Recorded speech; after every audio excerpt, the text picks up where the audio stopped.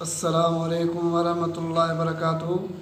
नाज़रीन, एक सवाल सामने आया है कि औरतों को नमाज के अंदर जोड़ा बनाकर नमाज़ पढ़ना कैसा है, और अगर मर्दों के बाल बड़े हैं, अगर वो बगैर जोड़ा बनाए नमाज़ पढ़ें, क्या नमाज होगी या नहीं होगी। मैं उसकी वजाहत आपके सामने करने जा रहा हूँ कि नाज़रीन, सबसे अव्वल तो औरत को चोटियाँ बांधना बिल्कुल ज़रूरी होता है, क्योंकि चोटियाँ बांधने में ये होता है कि उनके बाल काबू होते हैं और उनसे बेपर्दगी नहीं होती और आगे पीछे बिखरते नहीं हैं। और उसके साथ साथ फिर जोड़ा औरतें बांधती हैं नमाज के अंदर। अगर नमाजी इस्लामी बहन है, वो नमाज़ पढ़ रही है, तो नमाज के अंदर उसको जो है कि जोड़ा बांधना ज़रूरी होता है, क्योंकि नमाज के अंदर जोड़ा बांध कर नमाज़ पढ़ेगी तो नमाज हो जाएगी।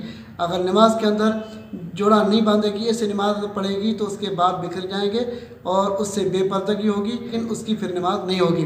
लेकिन मर्द के लिए ये हुक्म है कि मर्द जो है कि जोड़ा नमाज के अंदर नहीं बांधे बालों का, क्योंकि मर्द बालों का इसलिए नहीं बांधे कि मर्द जब सद्दे में जाए तो उसके साथ साथ उसके 7 आज़ाद तो सद्दे में जा रहे हैं और 7 हड्डियाँ तो सद्दा कर रही हैं, लेकिन जब वो सद्दे में जाए उसके बाल अगर खुले हुए हों और जोड़ा नहीं बंधा हुआ हो, तो वो उसके बाल भी अल्लाह के दरबार में सद्दा करें, ताकि खुद भी इबादत में मसरूफ़ हो जाए, लिखा जाए, और उसके बाल भी अल्लाह के सद्दे में जो कि शामिल हो जाए। नाज़रीन, औरतों के लिए यह मसला है कि औरतें जो है कि हदीस मुबारक का एक मफ़हूम है, खुलासा है कि क़यामत के निशानों में से एक ये निशानी है कि औरतें ऊँट की कोहाट की तरह जुड़ा नहीं बांधा करें। ऊँट का जो कोहाट होता है वो ऊपर होता है। काफ़ी औरतें जो अपने बाल हैं उनका जोड़ा बांधकर सर के ऊपर जो रख लेती हैं, यानी इससे ममानत की गई है, और सर के ऊपर जो है कि जोड़ा नहीं बांधें।